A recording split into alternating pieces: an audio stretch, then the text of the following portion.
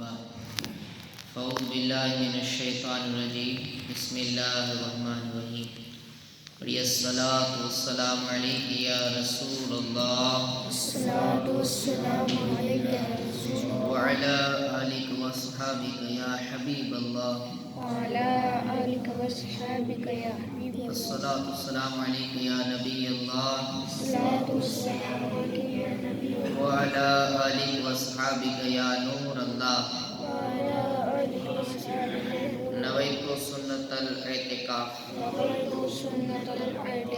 سرکار مدینہ صلی اللہ علیہ وسلم کا فرمان جنت نشان ہے، من صلی علیہ فی یوم الف مرۃ لم یمت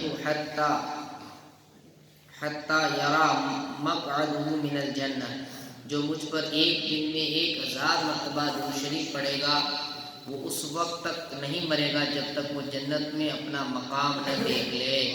صلو علی الحبیب صلی اللہ علیہ وسلم۔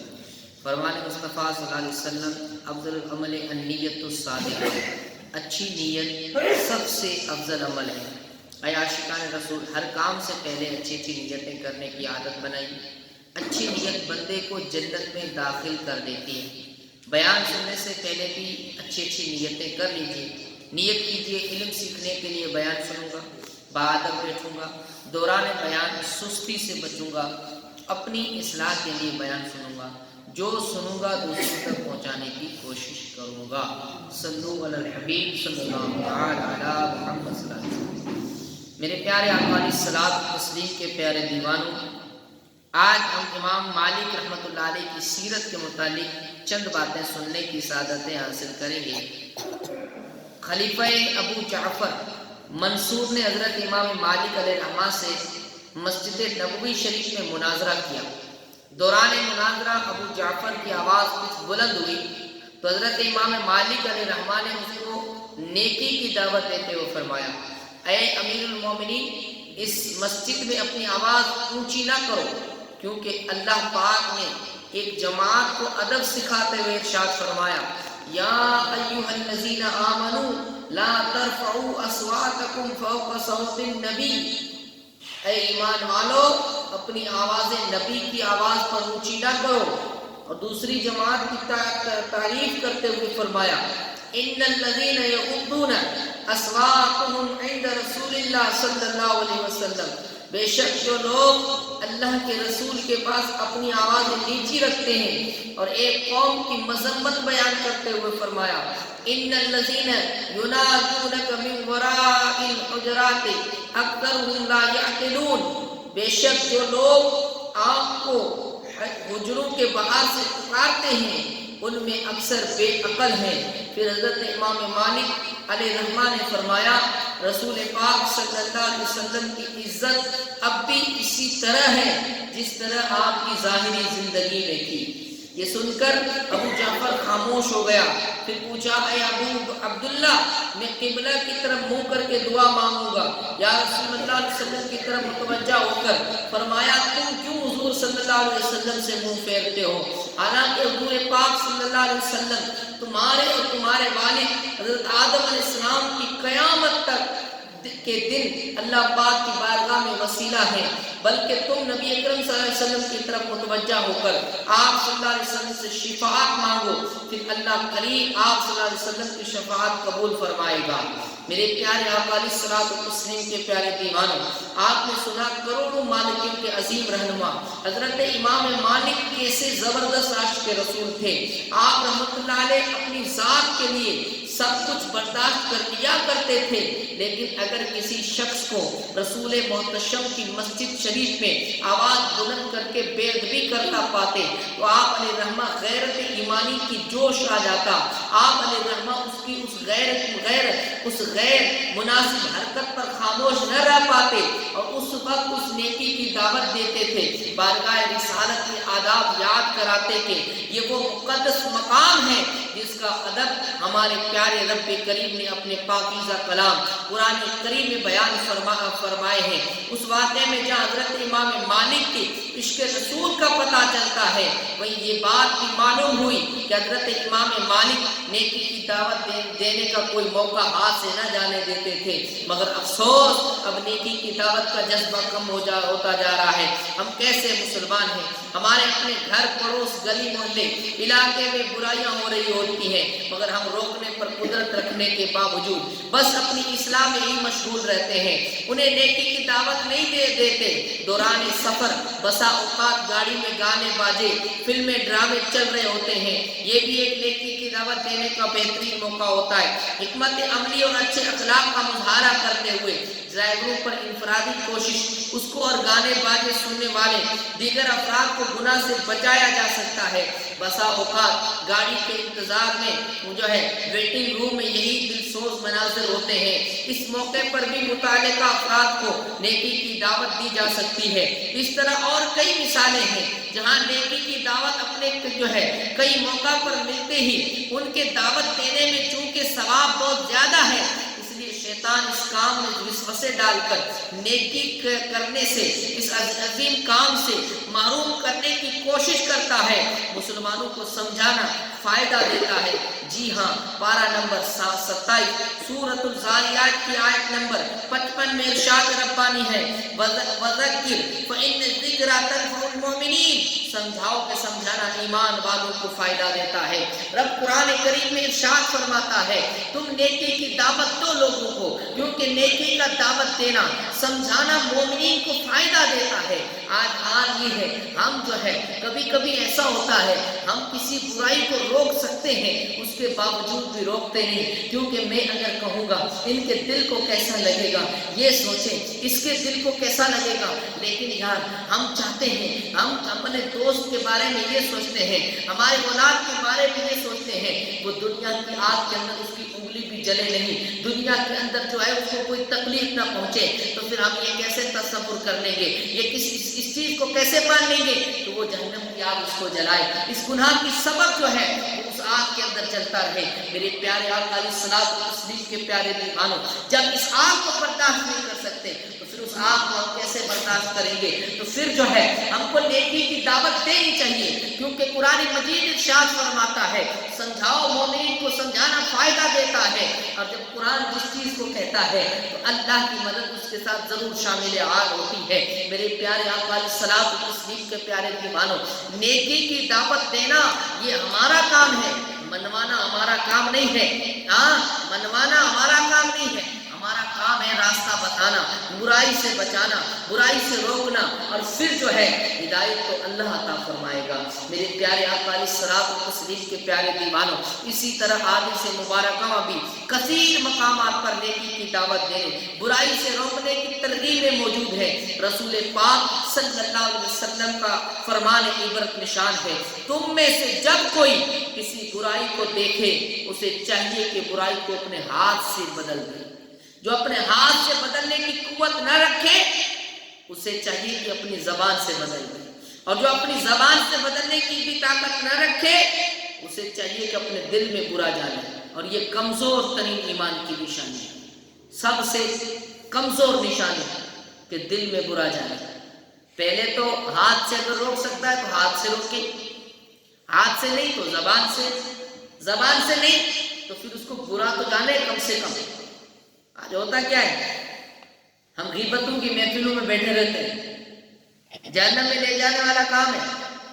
مجھے معلوم ہے کہ فلاں میرے ساتھ بیٹھنے والے کسی کی غیبت کر رہے ہیں، تو پھر کم سے کم میں ان کو روک سکوں تو روکوں، نہیں روک سکتا زبان سے منع کرو، نہیں روکتے تو پھر اٹھ کے تو کم سے کم چلا جاؤ، اتنا تو کر سکتا ہوں۔ لیکن نہیں، مزے لے کے میں بھی سنتا رہتا ہوں ساتھ، یہ سمجھانے کے لیے عرض کرتا ہوں۔ ہاں حال یہ ہے آج میرے پیارے آقا علیہ الصلوۃ والتسلیم کے پیارے دیوانوں، تو کمزور ایمان کی نشانی یہ کم سے کم دل کے اندر تو اس کو برا جانے، لیکن نہیں، آج کے ہم کا مولوی صاحب کرتے وہ کرتا ہے سن تو نہیں رہا، اس برائی کو سننے اس محفل کے اندر تو بھی تو شامل ہو۔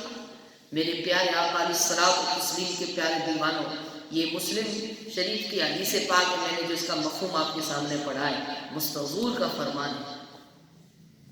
ہمیں اپنی ضمیر سے سوال کرنا چاہیے، دل سے سوال کریں کہ کسی کو گناہ کرتا دیکھ کر ہاتھ یا زبان سے روکنے میں خود کو بے بس پانے کی صورت میں کیا ہم نے دل میں برا جانا؟ 100 کروڑ افسوس، بچوں کی امی کھانا پکانے میں تاخیر کرے، کھانے میں نمک تیز ہو جائے، بیٹا اسکول کی چھٹی کر لے، ضرور جو ہے اپنے اس وقت ضرور ناگوار گزرتا ہے، لیکن گھر والوں کو روزانہ 5 نمازیں قضا ہو رہی ہیں، اللہ اکبر، روزانہ 5 نمازیں قضا ہو رہی ہیں، ماتھے پر بل تک نہیں آتا۔ یہ حقیقت ہے کہ نہیں ہمارے معاشرے میں؟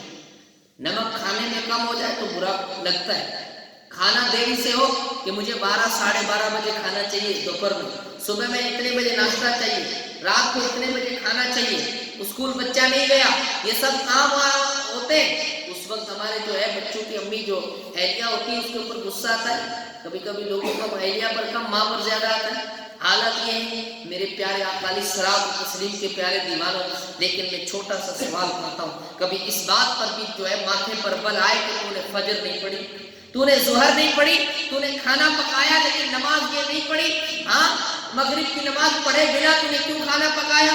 کبھی یہ بھی تو سوال کرنا چاہیے تھا، کبھی یہ بھی سوال کرنا چاہیے۔ میرے پیارے آقا علیہ الصلوۃ والتسلیم کے پیارے دیوانوں، ہم تو ابھی تو گھروں کے مبلغ نہیں بنے ہیں تو پھر قوم کو کہاں سے سنائیں؟ یہ حالات ہے ہمارے، یہ حقیقت ہے ہماری۔ میرے پیارے آقا علیہ الصلوۃ والتسلیم کے پیارے دیوانوں، اس وقت 5 نمازیں قضا ہو رہی تھی، ہمارے پیشانی پر بل تک نہیں آتا، انہیں سمجھانے کی کوشش تک نہیں کی جاتی۔ ذرا سوچئے، میوزک بج رہا ہے، بے شک روکنے پر قدرت نہیں، مگر کیا یہ ہمارے دل میں کھٹکتا ہے؟ کیا ہمیں اسے برا محسوس کر رہے ہیں؟ شاید نہیں، اس لیے کہ خود اپنے موبائل میں بھی تو معاذ اللہ میوزک ٹیون موجود ہے، اور 2 افراد گلی میں گالی گلوچ کر رہے ہیں، برا لگا جی نہیں، کیوں؟ اس لیے کہ کبھی کبھی اپنے منہ سے بھی تو معاذ اللہ گالی نکل ہی جاتی ہے، فلاں نے جھوٹ بولا، کیا ہمیں ناگوار گزرا؟ جی نہیں، کیوں؟ اس لیے خود اپنی زبان سے بھی تو معاذ اللہ جھوٹ نکل ہی جاتا ہے۔ یہ مثالیں صرف چوٹ کرنے کے لیے ہیں، ورنہ بہت ساروں کے حالات یہ ہیں، اپنے فون میں میوزیکل ٹیون نہیں، گالی اور جھوٹ کی عادت نہیں، پھر بھی دل میں برا جاننے کا ذہن نہیں۔ اگر رضائے الہی کے لیے حقیقی معنوں میں برائی کو دل میں برا جاننے کی سوچ بن جائے، کڑنے کی عادت پڑ جائے، تب تو معاشرے میں اصلاح کا دور دورہ ہو جائے گا، کیونکہ جب ہم برائیوں کو دل سے برا سمجھنے میں خود پکے ہو جائیں گے تو دوسروں کو بھی سمجھانا شروع کر دیں گے، یوں ہی ہر طرح سنتوں کی بہاریں آ جائے گی، نیکی کی دعوت کی دھوم مچ جائے گی۔ اللہ پاک ہمارے حال پر رحم فرمائے، ہمیں عقل سلیم دے کہ ہم بھی خوب نیکی کی دعوت عام کریں اور آقا کریم علیہ السلام کی سنتوں کی دھومیں مچائیں۔ میرے پیارے آقا علیہ الصلوۃ والتسلیم کے پیارے دیوانوں، بیان کردہ حکایت سے معلوم ہوا کہ عالم مدینہ حضرت امام مالک علیہ رحمہ روز رسول کی طرف رخ کر کے دعا کرنے کو نہ صرف جائز سمجھتے تھے بلکہ اس کی تاکید بھی فرمایا کرتے تھے، چونکہ آپ رحمت اللہ علیہ عالم مدینہ بھی تھے، لہذا اگر روز رسول کی طرف رخ کر کے دعا کرنا ناجائز یا شرک ہوتا تو آپ رحمت اللہ علیہ ضرور اس عمل سے روکتے، اس کی ہرگز اجازت نہ دیتے۔ گویا آپ نے رحمہ کا عشق یہ کہتا ہے کہ کعبے کی اہمیت و عظمت سے انکار نہیں، مگر یاد رکھو کائنات میں جس کو جو کچھ ملا ہے، جو کچھ بھی ملا ہے، مل رہا ہے، وہ سب نبی اکرم صلی اللہ علیہ وسلم کے صدقے سے ہی مل رہا ہے، حضور کے صدقے سے مل رہا ہے۔ میرے پیارے آقا علیہ الصلوۃ والتسلیم کے پیارے دیوانوں، امام مالک نے ایک مسئلے میں جو ہے یہ مسئلہ ہی حل ہو گیا، ابھی بھی جائیں آپ، اللہ نے جس کو مدینہ دکھایا ہے، نہیں دکھایا بہت جلد دکھائے، ابھی بھی ہیں کچھ لوگ وہاں ٹولی چھوڑی ہوئی، لال رومال والے جس کو کہتے ہیں، ابھی بھی لوگوں کو کہتے ہیں شرک آج شرک، مدینے کی طرح آپ دعا مانگنے بیٹھیں گے تو آج ہی شرک۔ ارے صرف دعا مانگنا کہاں سے شرک ہو گیا؟ ہاں، امام مالک عالم مدینہ جس کو کہا جاتا تھا، مدینہ شریف کے اندر بڑے بڑے عالموں کے اندر جن کا نام اور مالکی مذہب کے امام ہیں۔ آپ سے جب پوچھا گیا کہ میں حضور کی طرف روضہ رسول کی طرف ہاتھ اٹھا کے دعا کروں یا کعبے کی طرف، آپ نے فرمایا کعبے کی عظمت کا انکار نہیں ہے، لیکن کعبے کی عظمت بھی مصطفیٰ کی وجہ سے، حضور کی وجہ سے ہے۔ آپ نے بارہا سنا اسی کعبے کے اندر 360 بتوں کی پوجا کی جاتی تھی، اسی کعبے کے اندر لوگ کس کس طریقے سے کیا کیا کرتے تھے، لیکن کعبہ قبلہ بھی مصطفیٰ کی وجہ سے بنا، حضور کی وجہ سے، حضور کی چاہت تھی۔ لوگ پہلے مسجد اقصیٰ کی طرف منہ کر کے نماز پڑھتے تھے، بیت المقدس کی طرف منہ کر کے نماز پڑھتے تھے۔ حضور کی تمنا تھی کہ کعبہ قبلہ مسلمانوں کا بنے، تو جو حضور علیہ السلام تسلیم کے صدقے سے منہ کر کے نماز پڑھنا جس کی وجہ سے ہوا ہے، تو پھر اس کعبے کی طرف ہاتھ اٹھا کے دعا کرنا کہاں سے ناجائز ہے؟ میری پیارے آقا علیہ السلام تسلیم کے پیارے دیوانوں، عرض کرنے کا مقصد آپ کا اتنا ہے کہ سرکار کی عظمتیں دل میں بٹھائیں، نیکی کی دعوت کو آپ کریں۔ میں یہ نہیں کہتا ہوں کہ آپ کہیں گے کہ مولوی صاحب ہماری کم سے کم اپنے بچوں کو نیکی کی دعوت دیں، اپنے گھر والوں کو، امی ہیں، ابا ہے، دوسرے جو نماز نہیں پڑھتے سب کو نمازی بنائیں۔ انشاءاللہ عز و جل سب نمازی بن جائیں گے، گھر جو ہے علم کا گہوارہ بن جائے، رحمت ہی رحمت ہے۔ بے نمازیوں کے یہاں کبھی جو ہے کہتے ہیں کہ کوئی چیز ختم نہیں ہوتی، برکت ہی ہو جاتی ہے۔ بے نمازی جہاں کہتے ہیں کہ بے نمازی کی نظر پڑ جاتی ہے، 40 دن کی برکت ختم ہو جاتی ہے۔ تو مجھے بتائیے کہ جس گھر کے اندر بے نمازی رہے گا اس گھر میں برکت کہاں سے آئے؟ آپ کروڑوں کمائیں، لاکھوں کمائیں، لیکن نماز پڑھنے والا ہوگا تو انشاءاللہ عز و جل برکت ہی برکت ہوگی، پھر تھوڑا ہوگا تب بھی برکت ہوگی۔ اللہ ہم سب کو عمل کی توفیق عطا فرمائے۔ وآخر دعوانا الحمدللہ رب العالمین۔ السلام علیکم۔